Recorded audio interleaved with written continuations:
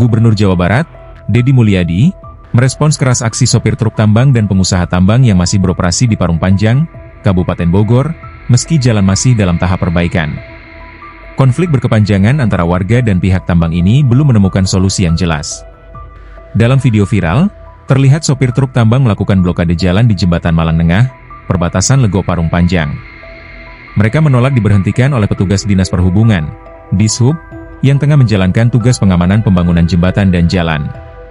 Deddy Mulyadi mengaku pihaknya terus memantau perkembangan situasi di Parung Panjang dan mengakui bahwa petugas kewalahan menghadapi sopir truk tambang yang tidak menaati ketentuan jam operasional yang telah ditetapkan pemerintah Kabupaten Bogor.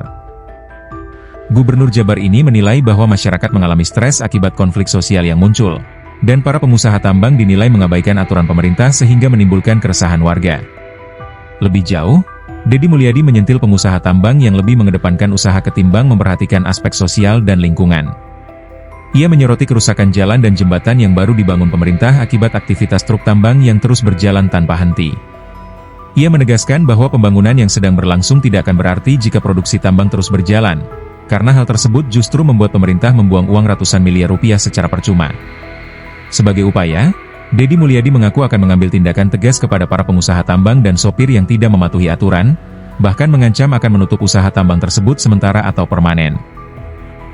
Gubernur Jabar tersebut menegaskan tidak akan memberikan toleransi lagi bagi pihak yang mengabaikan ketentuan pemerintah dan hanya mementingkan kepentingan usaha sendiri tanpa peduli dampak negatif bagi masyarakat dan lingkungan.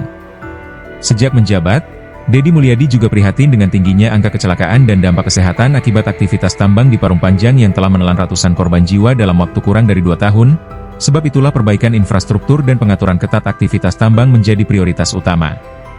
Sampurasun, Wilujeng Enjing, wargi Jabar dan seluruh warganet dimanapun berada, kami terus memantau perkembangan yang terjadi di Parung Panjang.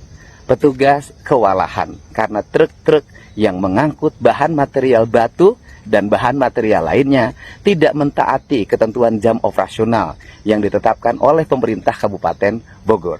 Masyarakat mengalami stres, konflik sosial terjadi, dan saya melihat bahwa para pengusaha abai terhadap apa yang menjadi ketentuan pemerintah. Mementingkan kepentingan usaha lebih utama ternyata dibanding memperhatikan aspek sosial dan lingkungan. Dan jalan yang dibangun oleh pemerintah Provinsi Jawa Barat yang baru beberapa hari sudah diinjak. Tentunya ini akan merusak kualitas bangunan dan menghancurkan jalan dalam waktu cepat.